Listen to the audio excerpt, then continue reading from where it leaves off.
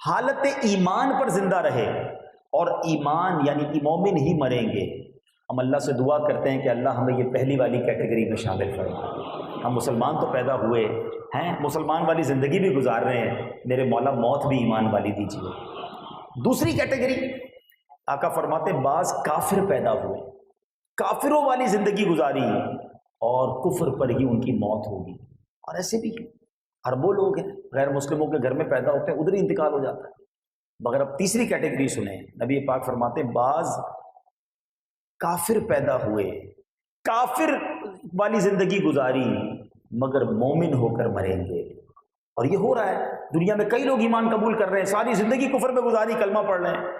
میں ایک واقعہ نہیں بھولتا، ہانگ کانگ میں ہمارے اسلامی بھائی کسی مریض کی عیادت کرنے گئے، اور اپنا مسلمان بھائی تھا وہ، تو جب اس مریض کی عیادت کی تو اس کے بالکل برابر میں ایک بیڈ تھا جس پر 70 سال کا ایک غیر مسلم بوڑھا بھی لیٹا ہوا تھا۔ اس نے امامہ اور داڑھی وغیرہ دیکھی تو اس نے اشارہ کیا کہ ذرا ادھر آئیے، تو وہ اس کے پاس چلے گئے۔ کہا آپ کون ہیں؟ کہا آپ اپنے مسلمان بھائی کی عیادت کرنے آئے ہیں۔ اچھا یہ داڑھی کیوں ہے؟ وہ سوال کرتا گیا، وہ جواب دیتے گئے کہ ہمارے آقا کی سنت ہے۔ اچھا یہ نبی پاک کون ہے؟ تو کچھ اسلام کی بات ہوئی۔ اب یقین کریں تھوڑی دیر کی کانورزیشن کے بعد اس مریض نے جو 70 سال کا غیر مسلم تھا اسی بستر پر کلمہ پڑھ لیا اور مسلمان ہو گیا۔ مگر اس سے زیادہ ایمان افروز بات یہ ہوئی کہ کچھ ہی گھنٹوں کے بعد اس کا انتقال بھی ہو گیا۔ الامان والافیس۔ اب ذرا غور کرو کہ کوئی سجدہ نہیں کیا، کوئی نماز نہیں پڑھی، مگر اس کے نصیب میں ایمان والی موت تھی، اس کے بستر پر کلمہ پڑھانے والے پہنچ گئے۔ ٹھیک ہے، یہ تیسری کیٹیگری۔ مگر اب چوتھی کیٹیگری جو ہے نا وہ ہم سب کو ڈرانے والی ہے کہ نبی پاک فرماتے ہیں کچھ لوگ مومن پیدا ہوں گے، مومنوں والی زندگی گزاریں گے، مگر ان کا خاتمہ کفر پر ہوگا۔ یہ ہے بات سمجھنے والی۔ یہ ایمان جو ہے نا بہت بہت بڑی نعمت ہے۔ ساری دنیا کی دولت، ساری دنیا کا مال ایک طرف، ایمان ایک طرف، لیکن ہم میں سے کون ہے جو ایمان کی حفاظت کی فکر کرتا ہے؟ اپنی گاڑی کی حفاظت کی فکر ہے، موبائل کی فکر ہے، فیکٹری کی فکر ہے، 50 قسم کے جناب پریکاشنز ہم کرتے ہیں۔ ایمان کی حفاظت کے لیے کبھی بھی غور کیا؟ کبھی رات کو نیند نہ آئی ہو، خیال آیا ہو کہ یا اللہ میرا ایمان سلامت رہے؟ اچھا ابھی بھی ہو سکتا ہے کسی کے ذہن میں خیال آئے کہ یار یہ کون سی نئی بات لے کر آ گئے مولوی صاحب، ایمان کی حفاظت کی کہاں سے باتیں ہو گئیں؟ آؤ میں آپ کو آپ کے نبی کی دعا سناتا ہوں۔ اللہ کے حبیب کی تعلیم دیکھو، ہمارے آخری نبی صلی اللہ علیہ وسلم دعا کرتے تھے، یا مقلب القلوب ثبت قلبی علی دینک۔ What is the meaning of that دعا؟ اے دلوں کو پھیرنے والے، میرے دل کو اپنے دین پر ثابت قدمی عطا فرما۔ اللہ کے نبی دعا کر رہے ہیں، اللہ کے وہ ہیں جن کے صدقے ہمیں دین ملا ہے۔ مگر یہ میری اور آپ کی تعلیم کے لیے نا، کہ دیکھیں آپ کی ڈیزائرز کی پہچان پتہ ہے کیسے ہو جاتی ہے کہ یار آپ کو سب سے زیادہ کیا چیز چاہیے؟ آپ وہ دعا کرتے ہیں، نماز کے بعد بھی دعا کرتے ہیں، کسی اور سے بھی دعا کرتے ہیں، مزار شریف پہ جاتے ہیں، کعبے کے سامنے جاتے ہیں، جدھر بھی جاتے ہیں آپ وہ والی دعا ضرور کریں گے جس کی آپ کو بڑی خواہش ہے، بیٹا چاہیے، گھر چاہیے، نوکری چاہیے، واٹ ایور ہیں۔ لیکن کبھی ایمان کی دعا کی ہے؟ اس کا مطلب تمہاری لسٹ میں ہے ہی نہیں۔ آپ سب کو ایک حدیث یاد ہوگی، انما الاعمال بالنیات۔ ایک اور حدیث بھی ہے، انما الاعمال بالخواتیم۔ اعمال کا دار و مدار خاتموں پر ہے۔ جتنے اعمال کر لو اگر خاتمہ ایمان والا نہیں نا تو کچھ بھی نہیں۔ اچھا اب آتے ہیں، اگین کوئی کوشچن ذہن میں آ سکتا ہے کہ ٹھیک ہے سمجھ آ گیا، ایمان کی حفاظت کی فکر بھی کرنی ہے، اس کی دعا بھی کرنی ہے، مگر وہ کون سی چیزیں ہیں جن سے ایمان چھن سکتا ہے؟ ہاں یہ بات بہت ضروری ہے، جب تک پرابلم نہیں پتا ہوگی تو سولوشن نہیں آئے گا۔ ٹھیک ہے، ایک سب سے بڑی وجہ وہ ہے کثرت سے گناہ کرنا۔ جو روز گناہ کر رہا ہے نا اور کثرت سے گناہ کر رہا ہے، روایتوں میں مضمون ملتا ہے کہ جب بندہ کوئی گناہ کرتا ہے اس کے دل پر ایک سیاہ ڈاٹ، ایک کالا نقطہ لگ جاتا ہے، دوسرا گناہ کرتا ہے پھر ڈاٹ لگتا ہے، تیسرا گناہ کرتا ہے پھر ڈاٹ لگتا ہے۔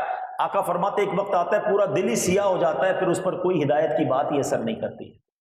تو جو کثرت سے گناہ کرتا ہے، ڈر ہے کہ مرتے وقت اس کا ایمان چھین لیا جائے۔ دوسرا سبب جو بہت آج کل عام ہے اور وہ ہے بے باکی۔ اب جوکس کے اندر، کامیڈی کے اندر، گانوں کے اندر سازش کی گئی ہے، ایسے الفاظ ڈال دیے گئے کہ جس میں اللہ رسول کی، جنت کی، دوزخ کی، فرشتوں کا مذاق اڑایا جاتا ہے، اور ہمارے مسلمان اس پہ کہہ کے مار کے ہنس رہے ہوتے ہیں، کلپ شیئر کرتے ہیں، دیکھو یار کیسا مزیدار کلپ ہے۔ کیا ایسے گانے نہیں جس پہ معاذ اللہ محبوب کو سجدہ کرنے کی بات کی گئی؟ خدا مانا گیا، ظالم کہتے ہیں خدا کو گانوں کے اندر، اور نوجوان گنگنا رہے ہیں، کسی کو فکر ہی نہیں ہے کہ ہمارا ایمان۔ اچھا اب میں آپ کو اس کو اور لاجیکلی سمجھاتا ہوں۔ اچھا کچھ لوگ ہیں نا، شیطان ہے نا، کہتا ہے یار یہ کون سا مولانا صاحب دین لائے، 2-4 جملوں سے کیا ایمان چلا جائے گا؟ دنیا میں کسی بڑی فورس، بڑی ایسی حکومتیں ہیں، ایسے ادارے ہیں جن کے خلاف بات کرو تو غداری کا مقدمہ بن جاتا ہے۔ آپ بھی کہیں 2-4 جملے ہی تو کہتے نہیں، آپ کی باؤنڈری ہے، بینگ اے سٹیزن آپ اتنی بات کر سکتے ہیں، اتنی نہیں کر سکتے، یہ باتیں سمجھ آتی ہیں، تو بینگ اے مسلم کیوں نہیں سمجھ آتا کہ میں اللہ رسول کے بارے میں اپنی شریعت کے بارے میں ایک لمٹ میں بات کر سکتا ہوں، اس سے آگے نہیں جا سکتا ہے۔ اچھا پھر دوسری بات، چلے شیطان کا یہ وار کہ یار چند جملوں سے ایمان کیسے چلا گیا؟ میں 70 سال سے کلمہ پڑھ رہا ہوں کہ ایک جملے سے میں ایمان سے باہر ہو گیا۔ تو میں آپ سے پوچھتا ہوں، جو ہانگ کانگ کے بستر پر 70 سال سے کفر کر رہا تھا، ایک ہی تو جملہ کہا تھا، لا الہ الا اللہ محمد الرسول اللہ، وہ کفر کی وادی سے نکل کر ایمان کے نور میں داخل ہو گیا۔ یہ الفاظ کی اہمیت ہے، یہ جملوں کی اہمیت ہے، شیطان کے اس وار کو سمجھو۔ ایک اور مثال دیتا ہوں، ایک عورت جس کو آپ نہ جانتے نہ پہچانتے ہیں، 2 گواہوں کی موجودگی میں آپ 3 بار جناب اس سے اقرار کرتے ہیں، ایجاب و قبول کرتے ہیں، اس کے بعد وہ عورت جو انجان تھی چند جملوں کے بعد آپ کی زوجہ بن جاتی ہے، اور اسی عورت کے ساتھ 50 سال کوئی گزارے، اس کے کئی بچے ہو جائیں، 3 جملے کہہ دے تو کیا ہوتا ہے؟ وہ عورت اجنبی ہو جاتی ہے۔ جملوں سے تو گیم ہی بدل جاتی ہے جناب۔ تو پھر یہ کیوں سمجھ نہیں آتا؟ اب میری لمٹ ہے، میرے پاس کوئی ریڈ لائن ہے جس کو کراس نہیں کر سکتا میں، ورنہ میرا ایمان چلا جائے۔ اور فکر کرو نا، پوچھیں علماء سے کہ میری لمیٹیشنز کیا ہے، میں کیا کہہ سکتا ہوں کیا نہیں کہہ سکتا۔ زبان لرز جانی چاہیے جب اس طرح کی کوئی بات آ جائے۔ میں کل کی مثال دیتا ہوں، میں ایک جگہ بیٹھا تھا، اب یقین کریں میں اب تک افسوس میں ہوں۔ ایک صاحب تھے اور سیلاب پر بات چلی، پتہ کیا جملہ کہا انہوں نے؟ کہتے مجھے سمجھ نہیں آتا یہ اللہ پاک غریبوں کے ساتھ ایسا ظلم کیوں کرتا ہے، غریبوں پر ہی فلڈ آتا ہے۔ میرے تو رونگٹے کھڑے ہو گئے، اللہ کو ظالم کہنے والا ایمان سے خارج ہو جاتا ہے۔ میں نے کہا یہ آپ کیا کہہ رہے ہیں؟ اچھا پھر ماننے کے لیے بھی تیار نہیں ہے، یہ بھی تو مسئلہ ہے نا کہ ماننا بھی نہیں ہے۔ نہیں جناب، اب استغفر اللہ۔ اچھا یہ ہمارے گھروں میں کسی کی میت ہو جائے، معاذ اللہ میت ہو گئی، تکلیف ہے، مگر بے باکی کا عالم یہ ہے کہ روتے روتے یہ عورتیں ہماری بازوں کا کہ اللہ کو میرا ہی گھر ملا تھا، میرا ہی بیٹا ملا تھا، بوڑھے کو لے جاتے اس کو چھوڑ دیتے، یعنی اللہ کو ناانصافی کرنے والا، غلط فیصلہ کرنے والا، رب پر اعتراض۔ سمجھو ایمان چلا گیا تو کچھ بھی نہیں بچے گا، سارے اعمال برباد۔ تو یہ سب باتیں چلیں، میرا موضوع چونکہ مجھے اور بھی اعمال آپ کو بتانے ہیں جو نیکیاں برباد ہو جائے، میں ایک کتاب سجیسٹ کر دیتا ہوں۔ واللہ میں سمجھتا ہوں پوری دنیا میں، اردو زبان میں پوری دنیا میں ایسی کتاب نہیں لکھی، بلکہ یہ امت پر احسان کیا ہے فاؤنڈر آف دعوت اسلامی قبلہ شیخ طریقت امیر اہل سنت نے، مولانا الیاس قادری صاحب نے ایک بک لکھی ہے کفریہ کلمات کے بارے میں سوال و جواب۔ پلیز اس کو اپنے موبائل میں نوٹ کر لیں، بعد میں جا کے اسے dawatIslami.net سے فری ڈاؤن لوڈ کر لیں، خریدیں تحفہ دیں تو بہت اچھی بات ہے، ورنہ فری ڈاؤن لوڈ کر کے واللہ اس کو ایک بار پڑھ لیں۔ میں نے جس کو دی ہے اور اس نے پڑھی ہے تو اس کو سمجھ آئیے کہ یار یہ باتیں تو مذاق میں کہہ رہے ہوتے ہیں، ہمیں تو پتہ ہی نہیں ہے کہ ان چیزوں سے بھی بندے کا ایمان چلا جا سکتا ہے۔ تو پہلی بات ایمان، ٹھیک ہے۔ اب آؤ دوسرا وہ کون سا عمل ہے جو میری نیکیاں برباد کر دیتا ہے؟ ہاں اب ذرا وہ غور سے سنیے گا۔ سرکار دو عالم صلی اللہ تعالی علیہ وسلم فرماتے ہیں کہ ایک ایسا عمل ہے کہ جس کی وجہ سے نیکیاں برباد ہوتی ہیں۔ فرمایا ایاکم والحسد فإن الحسد یأکل الحسنات کما تأکل النار الحطب۔ میرے آقا فرماتے ہیں حسد سے بچو، وہ نیکیوں کو اس طرح کھا جاتا ہے جیسے آگ خشک لکڑی کو کھا جاتا ہے۔ لکڑی کو آگ لگائیں تو کیا ہوتا ہے؟ تھوڑی دیر بعد لکڑی فنش، ختم، خاک۔ فرمایا حسد تمہاری نیکیوں کو ایسے ہی کھا جاتا ہے۔ ایک بندہ صبح سے کاروبار کرے، بڑی محنت کرے، 5000 روپے کما کے گھر آئے اور گھر پہ آ کر آگ لگا دے 5000 روپے، آپ کیا کہیں گے؟ تجھ سے بڑا بے وقوف کون ہے؟ سارا دن محنت کی، پیسے کمائے اور آخر میں آ کے آگ لگا دی۔ ہم میں سے کئی لوگ ایسے ہیں، 5 وقت نماز بھی پڑھتے ہیں، درود بھی پڑھتے ہیں، صدقہ بھی دیتے ہیں، اور آخر میں آ کے حسد کر کے خود ہی اپنی نیکیوں کو آگ لگا دیتے ہیں۔ ایک اور جگہ نبی پاک فرماتے ہیں صلی اللہ تعالی علیہ وسلم، جس کا مضمون ہے کہ حسد ایمان کو ایسے برباد کرتا ہے جیسے سرکہ شہد کو برباد کرتا ہے۔ سرکہ شہد میں ڈال دیں ذائقہ ہی ختم، ایمان ختم۔ اب سوچو اچھا اب حسد کتنا عام ہو گیا ہے، اس کا ذہن میں نہیں ہے لوگوں پہ کہ میں کہاں حسد کرتا ہوں. ارے بھائی اتنا حسد ہو گیا ہے، بھائی بھائی میں، بہن بہن میں، دوست دوست میں. پہلے تو حسد کی تعریف سمجھ لو، واٹ از جیلسی. ہاں لوگ سمجھتے میں حسد نہیں کرتا. حسد یہ ہے کہ کسی کو کوئی نعمت ملے، کسی کو کوئی ترقی ملے، شہرت ملے، واٹ ایور کوئی نعمت ملے، اور میری تمنا یہ ہو کہ یہ نعمت اس سے چھن کر مجھے مل جائے. اچھا مجھے نہیں مل رہی تو کم از کم اس کی تو برباد ہو جائے. یہ حسد حرام اور جہنم میں لے جانے والا کام ہے. ٹھیک ہے، پہلے تو یہ بات سمجھ لیجیے. اب آئیے کہ حسد ہم میں سے کس کو ہے. آؤ میں ایک چھوٹا سا لیبورٹری ٹیسٹ کرتا ہوں. جاتے ہیں نا ڈاکٹر کے پاس، ذرا خون چیک کریں بھائی ہمارا کولیسٹرول کتنا ہے، شوگر کتنا ہے. تو آؤ اپنا بھی ٹیسٹ کرتے ہیں کہ حسد ہے کہ نہیں. سب اپنے بارے میں غور کریں کہ میری زندگی میں کوئی ایسا ہے. اچھا ایک بات یاد رکھیے گا، حسد اسی سے ہوگا جس کو آپ جانتے ہیں. جس کو نہیں جانتے اس سے حسد نہیں ہوتا. ایسا نہیں یہاں بیٹھے ہوئے کسی کو برازیل کے کسی بندے سے حسد ہو جائے. جس کو آپ جانتے ہیں، یا تو آپ کا دوست ہوگا، یا آپ کا رشتہ دار ہوگا، یا آپ کی ساتھ کاروبار کرنے والا، آپ کی مارکیٹ کا کوئی فرد ہوگا، آپ کے محلے کا، آپ کے شہر کا کوئی بندہ ہوگا. ٹھیک ہے، یا فیملی کا کوئی بندہ ہوگا. کوئی ایسا ہے، اپنے آپ سے سوال کیجیے اور ایمانداری سے جواب مجھے نہیں دیجیے گا، اپنے آپ کو جواب دے دیجیے گا کہ یار جب بھی اس کو کوئی نعمت ملتی ہے نا مجھے پرابلم ہوتی ہے. جب بھی اس کو شہرت ملتی ہے مجھے تکلیف ہوتی ہے. جب میرے سامنے کوئی اس کی تعریف بیان کرتا ہے نا تو مجھے بہت برا لگتا ہے. یار اس کی کیوں تعریف کر رہے ہو، کوئی اور بات کرو، موضوع چینج کرو. اگر ایسا ہے یا اس کو کوئی نقصان پہنچتا ہے تو اندر ہی اندر میرے لڈو پھوٹ دیں گے. ہاں یار اب مزہ آیا، اس کی گاڑی لگ گئی، اس کی فیکٹری میں آگ لگ گئی، اس کا مال خراب ہو گیا تو مجھے اچھا لگتا ہے. اگر دنیا میں ایسا کوئی ہے تو اٹ مینس حسد ہو گیا ہے. اور اب حسد کو ٹھیک کرنا میرا کام ہے، اس کا نہیں ہے. حسد مجھے برباد کر رہا ہے، اس کو نہیں کر رہا. حسد کرنے والا حاسد. اور یہ ایکچولی پتہ ہے کیوں اتنا برا عمل ہے؟ میرے 2-3 چیزوں کا سب مل کے جواب دیں گے. عزت دینے والا کون ہے؟ ذرا زور سے. دولت دینے والا کون ہے؟ اولاد دینے والا کون ہے؟ خوبصورت بنانے والا کون ہے؟ شہرت دینے والا کون ہے؟ جب دینے والا اللہ ہے تو پھر تمہیں پرابلم کیا ہے؟ حسد کرنے والا ایکچولی اللہ پر اعتراض کرتا ہے. یہ اللہ کی تقسیم پر آرگیومنٹ ہے، اعتراض ہے کہ اللہ تو نے اس کو دیا مجھے نہیں دیا، تو نے اس کو شہرت دی مجھے نہیں دی، اس کو عزت دی مجھے نہیں دی، اس کو مال دیا مجھے نہیں دیا. یہ اللہ پر اعتراض اس لیے گناہ کبیرہ ہے. ٹھیک ہے، اب آؤ حال کیا ہے. ابھی آپس میں بیٹھتے ہیں دوست، کوئی آ کے دوست بتاتا ہے یار میں نے نئی موٹر سائیکل لی. اچھا ماشاءاللہ دکھاؤ تو صحیح. دیکھی. مٹھائی کب کھلاؤ گے؟ مٹھائی بھی کھائی. اور جیسے ہی وہ دوست آگے گیا 2 نمبر کے پیسے سے لیے. ارے کوئی اپنے گھر پہ بلاتا ہے، میں نے نیا گھر لیا ہے، اس کے گھر بھی جائیں گے، بریانی بھی کھا کر آئیں گے. جیسے ہی باہر نکلیں گے سود کے پیسوں کا کام کرتا ہے، لوگوں کو دھوکہ دے کر اتنا بڑا گھر بنا لیا. یعنی کمال ہے یار. کسی کو نعمت مل رہی ہے اور آپ کو پرابلم ہو رہی ہے. کیوں کرتے ہیں یہ حسد؟ بلکہ اتنا برا حال ہے کہ کوئی حج پر عمرے پر جائے تو اس سے بھی لوگ حسد کر رہے ہوتے ہیں کہ دیکھو یار یہ کر کے حج پہ جا رہا ہے، اللہ کے گھر جا رہا ہے. ارے وہ جانے، اس کا رب جانے. آپ اعتراض کرنے والے کون ہیں؟ آپ گناہگار ہو رہے ہیں. اس کو اچھا ایک بات طے کر لیں، میں اور آپ سارے مل کے کسی کو ذلیل کرنا چاہیں نا، اور رب نے اس کے مقدر میں عزت لکھی ہے، اسے کوئی ذلیل نہیں کر سکتا. وہ اوپر ہی جا رہا ہے، اس کو ترقی ملنی ہے.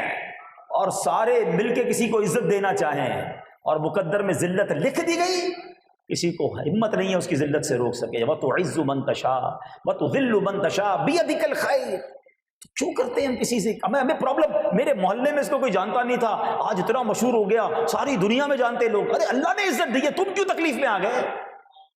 اچھا اس تکلیف کا نقصان ہم ہی کو ہوتا ہے. مجھے کئی لوگ ملتے ہیں، نیند نہیں آتی، سکون نہیں ہے. تو چیک کر لو کسی کا حسد پال لیا ہے، کیونکہ تم اسی کے بارے میں سوچتے رہتے ہو.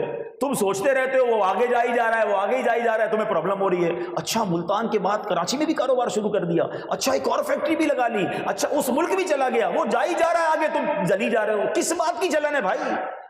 اچھا دیکھیں اس کی ایک اور خوبصورت جائز صورت بھی ہے جس کو غبطہ کہتے ہیں عربی میں، اردو میں رشک کہتے ہیں. اب اللہ سے دعا کرے، اے اللہ تو نے اس کو دیا ہے مجھے بھی دے دے، اس کو نوازا. میرے رب کے خزانوں میں تو کمی نہیں ہے نا. اے اللہ تو نے اسے عزت دی، تو عزت دینے والا مجھے بھی دے دے، اس میں کوئی پرابلم نہیں ہے. مگر ادھر حال یہ ہے کہ اس کی چھن کر مجھے ملے، اچھا مجھے نہ ملے وہ برباد ہو جائے. یار وہ کتنا گندا دل ہے اس بندے کا جو مسلمان کے نقصان میں خوش ہو رہا ہے. یہ کاروبار مارکیٹ میں بھی لوگ بیٹھے ہوں گے نا کسی کی دکان چل رہی ہے، کسی کا کاروبار چل رہا ہے، یار یہ کیوں آگے بڑھ رہا ہے؟ اچھا پھر عجیب عجیب دماغ، شیطان تو پھر بدگمانیاں. کوئی بندہ بیچارہ نیا نیا نمازی بنا، اس کو ہو سکتا ہے آج کے بیان میں درود کی فضیلت بھی سن لی، اس نے تسبیح بھی نکال لی، اب وہ مارکیٹ میں بیٹھ کے تسبیح پڑھ رہا ہے، کہہ رہا ہے یار یہ سامنے بیٹھ کے لگتا ہے مجھ پہ ہی وظیفہ کر کے پھونک رہا ہے نا، گاہک سارے اس کے پاس جا رہے ہیں، میرے پاس نہیں آ رہے. ارے کمال ہے، وہ درود پڑھ کے جنت کما رہا ہے، تم بدگمانی کر کے حرام کر رہے ہو. عجیب دماغ ہو گیا لوگوں کا. نیگیٹو کیوں نیگیٹو بھائی؟ اللہ سے مانگو نا. دیکھیں میں یہاں ہمارے کسی اسلامی بھائی کو دوں گا یار 50,000 روپے لیں، ذرا یہاں سے بانٹنا شروع کریں 1,000 تو پیچھے والوں کو ٹینشن ہو جائے گی، یار 50,000 تو ادھر ہی ختم ہو جائیں گے، میری باری نہیں آئے گی. یہ ہمارے پاس خزانے ہیں جو تھوڑے ہیں. میرا رب چاہے تو ساری کائنات کو نوازے نا، اور وہ نواز ہی رہا ہے. ہم یہ کیوں سوچتے ہیں کہ یار اس کو مل گیا تو مجھے نہیں مل سکتا؟ ہم اللہ سے مانگے نا. ہم اس کا چھیننے کے چکر میں کیوں ہیں؟ اس کا برباد ہونے کے چکر میں کیوں ہیں؟ اور ایک بات یاد رکھو، جو کسی کا برا چاہتا ہے آخر میں اسی کا برا ہو جاتا ہے. ایک جملہ بڑا خوبصورت بزرگوں کے سنا، آج دہرا بھی لو اس کو، سب کا بھلا سب کی خیر، سب کے بھلے میں اپنی خیر. دعا کیا کرو اے اللہ سب کا بھلا کر دے، سب کی خیر، سب کو نوازو. اچھا اب آتے ہیں علاج کی طرف. بیماری بتا دی، ٹھیک ہے، لیبارٹری ٹیسٹ بھی ہو گیا، مریض کو پتہ چل گیا ہوگا کہ ہاں یار فلاں رشتہ دار، فلاں کزن، فلاں دوست، فلاں کوئی نہ کوئی تو ہے جس کی باتیں ذرا بھی اس کی تعریف ملتی ہے نا میں فوراً چینج کرتا ہوں بات کو، مجھے تکلیف ہونے لگتی ہے. اگر ایسا ہے it means you are in problem. اب میں آؤ علاج بھی بتا دیتا ہوں. دعوت اسلامی والے خالی پرابلم نہیں بتاتے، سولوشن بھی بتاتے ہیں. ٹھیک ہے، آؤ علاج بھی لے جاؤ. اور علاج بھی ماشاءاللہ حدیثوں سے اور علماء نے بڑے پیارے انداز میں بتایا. سب سے پہلا علاج، اور یہ صرف حسد کا نہیں ہے، یہ تمام دل کی بیماریوں کا علاج ہے، بلکہ جسمانی بیماریوں کا علاج ہے، وہ دعا ہے. اللہ سے دعا، اکیلے میں دعا کیا کرو، یا اللہ میرا دل صاف کر دے، میرے دل کو حسد سے پاک کر دے، تکبر سے پاک کر دے، اے اللہ دکھلاوے سے پاک کر دے، مسلمانوں کے لیے نیگیٹو سوچنے سے پاک کر دے. میرا رب وہی تو خالق ہے نا. دعا کرو گے اللہ صاف کر دے گا دل کو. پہلا علاج. دوسرا علاج، یہ تھوڑا اینٹی بائیوٹک ہے. ہاں اینٹی بائیوٹک میں تھوڑی تکلیف ہوتی ہے نا، انجیکشن لگتا ہے، تھوڑا سا انجیکشن ہے یہ، لیکن علاج بڑا زبردست ہے. وہ یہ ہے کہ آپ کو جس سے حسد ہو گیا نا، اور جس چیز سے حسد ہوا ہے، کسی کی خوبصورتی سے ہوا ہے، کسی کی شہرت سے ہوا ہے، یا کسی کی دولت سے حسد ہوا ہے، آپ اللہ سے دعا کریں کہ اللہ اس کی دولت میں اور اضافہ کر، اے اللہ اس کی خوبصورتی میں اور اضافہ کر. آپ کے بندہ پہلے ہی اچھا نہیں لگ رہا مولوی صاحب، تسی کہہ دو انہاں دے واسطے دعا کرنا.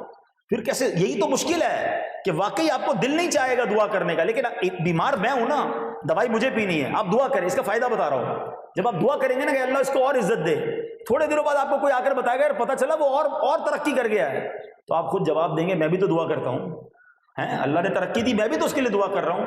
تو یہ حسد صاف ہو جائے گا. تیسرا ایک اور طریقہ ہے، اور وہ یہ ہے کہ جس سے حسد ہو گیا ہے آپ اس کو جا کر تحفہ دیں، کیونکہ حدیث پاک میں ہے کہ تحفہ دو محبت بڑھتی ہے. ہاں لیکن تحفہ دیتے ہوئے یہ مت کہنا بھائی مجھے تجھ سے حسد ہو گیا تھا، آرٹس کونسل اجتماع میں گیا تھا اس لیے تحفہ لایا ہوں تو اور گڑبڑ ہو جائے گی. ہاں ایسے بغیر بتائے آپ نے اس کو تحفہ دینا ہے، محبت سے ملنا ہے، تاکہ اس کے دل میں آپ کے لیے محبت اور آپ کے دل میں اس کے لیے محبت بڑھ جائے اور میرا دل صاف ہو جائے. کیونکہ حسد جب تک رہا نا تمہیں سکون نہیں آئے گا، آرام نہیں آئے گا، چین نہیں آئے گا. حسد کو نکالنا پڑے گا. اچھا نہیں نکلا تو نقصان کس کا ہو رہا ہے؟ روز نیکیاں میری برباد نہ. نبی پاک نے فرمایا کہ نیکیوں کو حسد اس طرح کھا جاتا ہے جیسے آگ لکڑیوں کو. میں نمازیں پڑھ رہا ہوں وہ جل رہی ہے ختم ہو رہی ہے، روزے میں رکھ رہا ہوں ختم ہو رہا ہے، کیونکہ حسد دل میں پالا ہوا ہے. We have to remove jealousy from our heart. ہمیں نکالنی پڑے گی حسد کی عادت. تو آج میں نے آپ کو کچھ علاج بھی بتا دیا ہے. ایک اور بک سجیسٹ کر دیتا ہوں. ہاں کوئی یہ نہ سمجھے مولانا صاحب کتابیں بیچنے آئے، یہ کوئی میری کتاب نہیں ہے اور میرا اس میں کوئی پروفٹ نہیں ہے، لیکن میں چاہتا ہوں آپ پڑھیں. یہ چیزیں پڑھنے کے لیے ضروری ہیں، یہ ہمارے ایمان کا معاملہ ہے. کتاب کا نام ہی حسد ہے. یہ بھی فری ڈاؤن لوڈ کر لیں، نہ خریدیں. کتاب نہیں خریدنی تو dawatIslami.net سے ون آف دا بیوٹیفل بک. میں نے تو 2-3 علاج بتائے، 2-3 مثالیں بتائیں، اس پہ پوری ڈیٹیل سے بیان کیا گیا کہ حسد ہوتا کیسے ہے اور اس کو ریموو کیسے کیا جا سکتا ہے. میں اب ایک تیسرے عمل کی طرف آ رہا ہوں اور وہ بھی ہمارے معاشرے میں بہت زیادہ ہے. اللہ اکبر. اور وہ پتہ کیا ہے؟ چلے قرآن سے بتاتا ہوں. قرآن کہتا ہے یا ایھا الذین آمنوا لا تبطلوا صدقاتکم بالمن والاذی. اے ایمان والو اپنے صدقے باطل نہ کرو احسان رکھ کر اور ایذا دے کر. احسان جتا کر اور تکلیف دے کر صدقے ختم ہو جاتے ہیں، برباد ہو جاتے ہیں. اب یہ بہت بڑا پرابلم ہے. آپ اب سوچیں آپ نے خرچ بھی کیا، چندہ بھی دیا، کسی غریب کو پیسے بھی دیے، پیسے اس نے ریسیو بھی کر لیے، آپ نے راشن کا تھیلا دیا اس نے لے کر کھا بھی لیا، لیکن ایک عمل اگر کر لیا نا تو یہ سارا ثواب ضائع ہو گیا، یہ سارے اعمال برباد ہو گئے۔ اور وہ کیا ہے؟ احسان جتانا، تکلیف پہنچانا، دینے والے کو ذلیل کرنا۔ ہاں بھائی یاد ہے نا میں نے تمہاری مدد کی تھی، بھول تو نہیں گیا؟ میں نے قرضہ دیا تھا، چپل پہن کر آیا تھا میرے پاس، میں نے کاروبار پہ لگایا تھا، تجھے نوکری پر میں نے لگایا تھا۔ یہ لوگ کرتے ہیں کہ ایک تو کسی کی مدد کرتے ہیں، پھر اس پر احسان جتاتے ہیں۔ ہمارا ذہن فیس بک پہ آنا چاہیے جناب، ہیں اپنے پیج پہ لگنا چاہیے، اسٹیٹس پہ لگنا چاہیے، پتہ چلے ماں بدولت پہ کیا نیکی کی ہے۔ کیوں ہمیں سمجھ نہیں آ رہی کہ ہم سے شیطان کھیل رہا ہے؟ ہم پیسے خرچ کر رہے ہیں جو کہ مشکل کام ہے، جیب سے نکالنا مشکل ہے، مگر ہم جیب سے نکالتے بھی ہیں اور ضائع بھی کر دیتے ہیں۔ یہ نہ کریں، احسان نہ جتائیں۔ میری اور آپ کی اوقات کیا ہے؟ رب نے دیا ہے تو ہم خرچ کر رہے ہیں نا، اللہ نے دیا ہے تو ہم بانٹ رہے ہیں، ورنہ میں بھی مانگنے والا ہو سکتا تھا، آپ بھی مانگنے والے ہو سکتے تھے۔ یہ دے کر کس بات کا جناب جوش ہے، کس بات کا کر و فر ہے کہ میں دیتا ہوں؟ خدا کی قسم صدقہ دینے والا، غریبوں کی مدد کرنے والا مدد بھی کرے اور سجدہ